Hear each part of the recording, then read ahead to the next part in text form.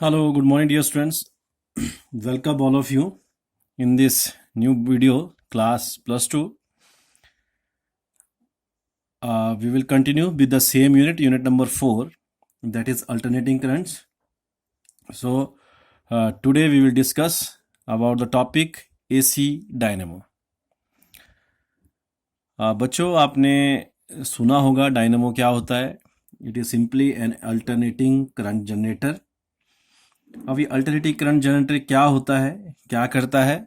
नाम से ही है कि कोई चीज़ जनरेट करेगा, लेकिन एक्चुअल में होता क्या है इसमें कि ये सिर्फ कन्वर्टर है एक तरह का, जो मैकेनिकल एनर्जी को इलेक्ट्रिकल एनर्जी में कन्वर्ट करता है. क्लियर है? क्या हो गया ये? It is a device use to convert mechanical energy into the electrical energy. फिर आती है बात कि on which principle it is based. ठीक है, व्हाट इज द प्रिंसिपल, ठीक है, ऑफ एसी डायनामो. ठीक है, प्रिंसिपल क्या है इसका? बहुत सिंपल प्रिंसिपल है कि जब हम किसी कॉइल को, ठीक है, यूनिफॉर्म मैग्नेटिक फील्ड में रखते हैं, ठीक है, और उसकी जो डायरेक्शन होती है it is perpendicular to the direction of uniform magnetic field. उस फील्ड के ऊपर क्या, वो परपेंडिकुलर हुआ, तो वहां पे इंड्यूस्ड ईएमएफ प्रोड्यूस्ड होता है.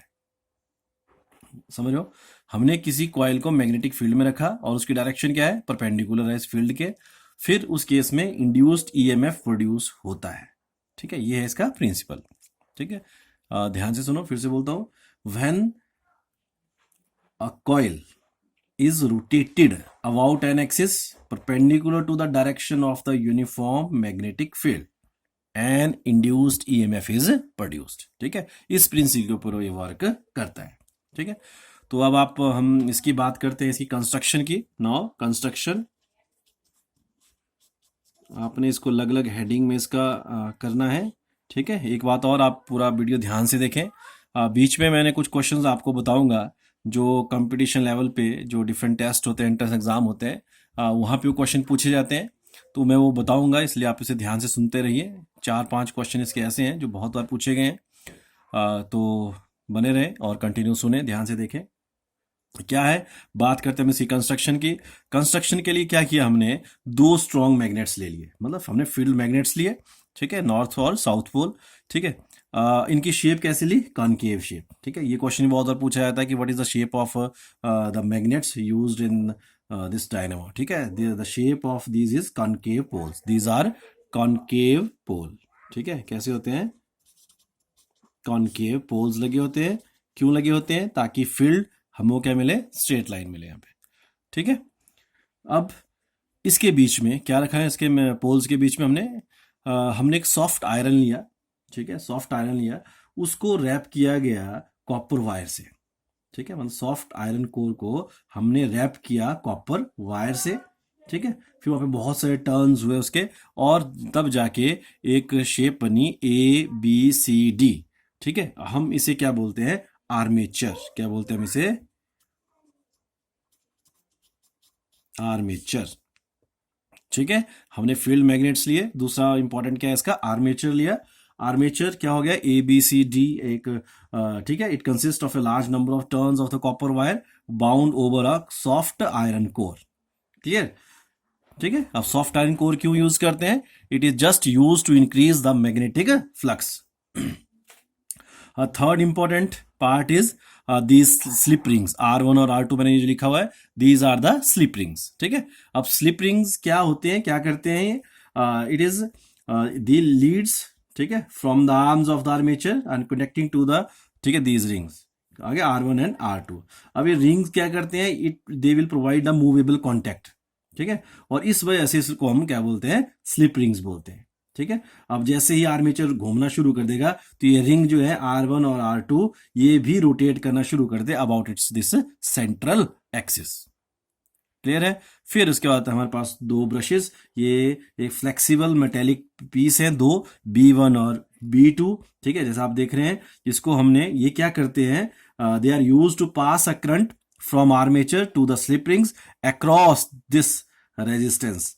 ठीक है, लोड रेजिस्टेंस. ठीक है, किसके अक्रॉस हम इसको, इसके थ्रू ये जो है करंट सप्लाई करते हैं. ठीक है। As the slip ring rotates brushes provide a movable contact, ठीक है, बाय कीपिंग देम सेल्फ, कहां पे रखते हो अपने आप को, ठीक है, प्रेस्ड अगेंस्ट द रिंग। ठीक है, ये वर्डिंग मैं इसलिए बोल रहा हूँ, आप लिखने के लिए कहीं को प्रॉब्लम आती है तो जो मैंने बोला उसको ध्यान से सुने। क्लियर हो गया? फिर से बोल देता हूँ इसके कंस्ट्रक्शन के बारे में। हमने क्या किया, दो स्ट्रॉन्ग पोल लिए कॉनकेव शेप के, दो मैग्नेट पोल्स लिए, उसके बीच में सॉफ्ट आयरन कोर के ऊपर कॉपर वायर को रैप करके नंबर ऑफ टर्न्स लिए, फिर आर्मेचर बन गया ABCD। फिर हमने दो स्लिप रिंग्स लिए R1 और R2, फिर दो ब्रशेस लिए B1 और B2, उसको इस तरह से जोड़ा ताकि ये करंट जो है पास थ्रू करे यहाँ से लेके कहाँ से, इस आर्मेचर से स्लिप रिंग के लिए। ठीक है, तो कई बार पूछ लेते हैं कि what are the function of brushes, तो आप ये बोल सकते हैं, ठीक है, क्या करते हैं ये, they provide the flow of the, they allow या they are used to pass the current from armature to the slip rings across which the external load resistance R is connected. Clear हो गया यहां से? अब बात आती है इसकी वर्किंग की। किसकी बात आती है? वर्किंग की। ठीक है, किस तरह से इसकी वर्किंग होती है, क्या ये करता है, वो हम बात करते हैं। वर्किंग क्या हुई इसकी, हम इस जो मैंने यहाँ पे ये पिक्चर्स बनाई है इसकी सहायता से मैं एक्सप्लेन करता हूँ इसको। हम इसकी जो वर्किंग है, ठीक है, हम सिर्फ ये जो 5 पोजीशंस है इसके हिसाब से ही एक्सप्लेन करेंगे इसकी वर्किंग को। हमने डिफरेंट टाइम्स पे लिया भाई, time t is equal to 0 पे, T/4 पे, T/2 पे, 3T/4 पे और T पे, ये डिफरेंट पोजीशंस ले, उसके हिसाब से हम इसको करने की कोशिश करेंगे। तो आप ध्यान से सुने क्या होता है। इनिशियली जब टाइम क्या था, 0 था, ठीक है, टाइम 0 था, तो आर्मेचर था ABCD, आर्मेचर जो था इट इज वर्टिकल, ठीक है, जिसकी AB आर्म ऊपर की ओर है और CD आर्म की कहाँ है, नीचे की ओर है। ठीक है, during the motion of this armature, आई बात समझे, जब यहां से यहां तक पहुंचता है तो आपने देखना क्या हो गया, यहां पे हो गया, फिर इसका ये फ्लैट हो गया, हॉरिजॉन्टल इस पे आ गया, फिर से क्या हो गया, वर्टिकल हो गया, लेकिन इसकी आर्म क्या होगी, चेंज होगी। जो AB अप आर्म थी वो डाउन होगी, और जो डाउन CD डाउन थी, यहाँ पे CD डाउन थी, तो ये क्या होगी, अप आर्म होगी। ठीक है, और यहाँ पे जो फ्लो ऑफ जो इसका करंट रहता है वो कहां से कहां फ्लो कर रहा है, यहां से D से C को, फिर B से A को। ठीक है, और ये जो डायरेक्शन ऑफ करंट इसमें रहती है, it will follow the Fleming right hand rule. कौन सा रूल होता है, फ्लेमिंग राइट हैंड रूल के हिसाब से करंट की डायरेक्शन रहती है। क्लियर हो गया? अब यहां पे जब ये पहुंच जाते हैं तो यहां पे डायरेक्शन वही, ठीक है, तो जो साइड चेंज बेशक हो गई हो, ठीक है, आर्म चेंज हो गया, लेकिन करंट की डायरेक्शन क्या रही, यह क्लियर है, इस तरह से और इस तरह से। ठीक है, अब यहां पे क्या हो गया, यहां पे B से A की ओर था, और इस कंडीशन में क्या हो गया, A से B की ओर। लेकिन अगर आप देखेंगे जो अपवर्ड है उनकी डायरेक्शन क्या रही, सेम रही, आर्म चेंज हो गई। ठीक है, क्यों, क्योंकि हम फॉलो क्या करेंगे, Fleming right hand rule. Clear हो गया यहाँ पे? अब बात करते हैं हम जो इसमें रहता है, इसकी जो वैल्यूज रहती है साथ में, ठीक है, कब कब इसकी वैल्यू कितनी होती है, तो वो वैल्यू क्या है, इंडक्शन जिसकी हुई, इंडक्शन किसकी हुई, EMF इंड्यूस हुआ। ठीक है, जब कभी भी जो आर्मेचर जो वर्टिकल पोजीशन में था, एक ये पोजीशन वर्टिकल है, एक ये पोजीशन वर्टिकल है, एक ये पोजीशन वर्टिकल है, जब ये वर्टिकल पोजीशन में होता है मतलब इसकी आर्म, ठीक है, इस तरह से AB ऊपर को था, CD नीचे को था, ये वाली पोजीशन जो है ना, ये पोजीशन, ये और ये, ठीक है, इन 3 पोजीशन जो है इस केस में क्या होता है कि जो इनका मोमेंट होता है, ठीक है, they are momently move parallel to the field. ठीक है, अगर ये पैरेलल टू द फील्ड किया तो rate of change of magnetic flux जो रहेगा आर्मेचर का वो होता है 0। क्या होता है फिर वो, rate of change of magnetic flux through the armature it becomes 0। ठीक है, अगर ये 0 है तो इंड्यूस EMF भी क्या होगी, 0। तो मतलब जो वर्टिकल पोजीशन में जो इंड्यूस्ड EMF है, किस केस में, ये और ये और ये, इन तीनों केसेस में क्या होगी, ये 0 होगी। आई बात समझ में? फिर दूसरा पोजीशन हमारे पास क्या आ गया, हॉरिजेंटल का, यहाँ पे आ गया। ठीक है, ये क्या रहती है, इट इज, वो क्या थी, पैरेलल टू द थी, और ये पोजीशन क्या होगी, नॉर्मल होगी। जब ये पोजीशन नॉर्मल होगी तो इस केस में जो इंड्यूस्ड EMF होता है उसकी वैल्यू क्या रहती है, मैक्सिमम रहती है। किस केस में, इस वाले केस में। ठीक है, इस वाले केस में और इस वाले केस में कितनी रहेगी इसकी वैल्यू, मैक्सिमम। क्लियर है? अब हम करते हैं कि इंड्यूस हुआ, कितना हुआ इंड्यूस है। ठीक है, अब हम इसके इंडक्शंस के बारे में करते हैं कि किस तरह से कितना इंड्यूस होता है। तो हम क्या करेंगे इसको, जो इसकी डायरेक्शंस रहती है आर्म के हिसाब से, मानो हमने इसकी एक साइड ने, इनकी वर्टिकल पोजीशन ले लीजिए, ठीक है, ठीक है, ये आर्मेचर की आर्म ले लीजिए, इसने कितने का एंगल बनाया यहाँ पे, theta, and it is equal to omega t. Clear है? अब इसको आर्म्स इस तरह से थोड़ा सा बोल्ड कर दीजिए, ये आर्म है, ठीक है। अब इसे जो इसकी रहती है इस डायरेक्शन में क्या है, मैग्नेटिक फील्ड है, ये क्या है इसकी वर्टिकल पोजीशन है, ठीक है। तो अब हम क्या करेंगे, इसके कंपोनेंट्स में रिजॉल्व करेंगे, ठीक है। तो जो कंपोनेंट में, क्लियर। अब क्या हो गया, जो एंगल है, एंगल कितना हो गया, ये एंगल थीटा है, तो ये एंगल भी क्या हो गया थीटा। ये मैग्नेटिक फील्ड है, तो इसके कंपोनेंट कौन से हो गए, जो बेस होता है बी कॉस ऑफ थीटा, जो इसके ऊपर परपेंडिकुलर है that is B sine of theta. Clear है, मतलब आपके पास theta it is equal to कितना हुआ, omega t.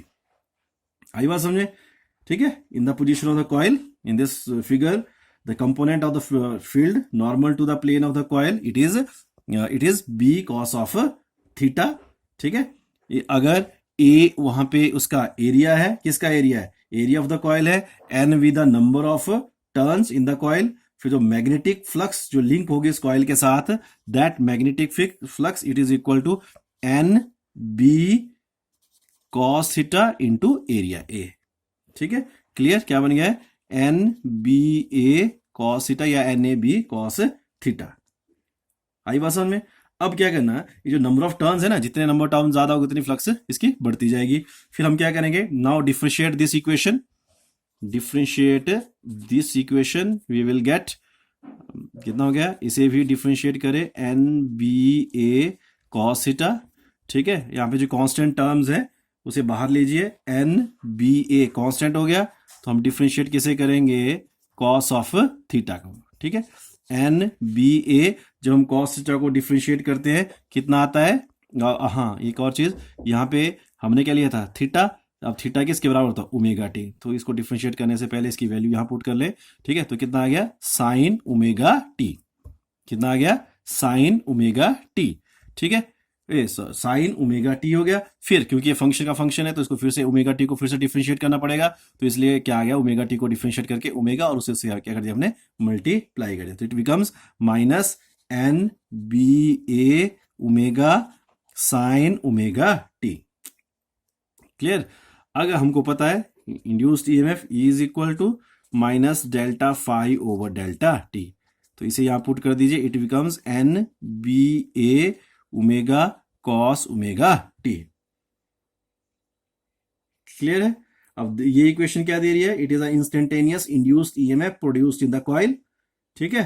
It follows N B A omega, ठीक है। ये क्या है इसका मैक्सिमम, कितना ये maximum, it is a maximum value of EMF, ठीक है। अगर ये मैक्सिमम वैल्यू ऑफ ईएमएफ है so it will represented as E naught, और so this equation becomes E naught sine omega t, it is become sine, it is sine, ठीक है, sign omega T. कितना बन गया है, तो ये क्या बन गया हमारे पास, induced EMF produced as a function of time, ठीक है। इसका मतलब क्या हो गया कि with the through the different positions with the passes of time EMF produce changes with time, ठीक है।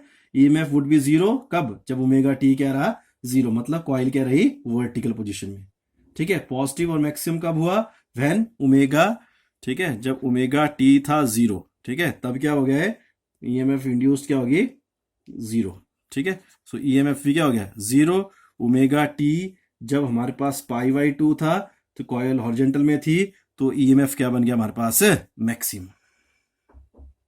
क्लियर है। तो this is all about AC dynamo.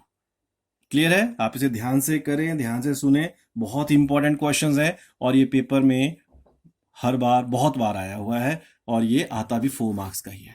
तो होपफुली आप इसे समझे होंगे। Thank you very much, have a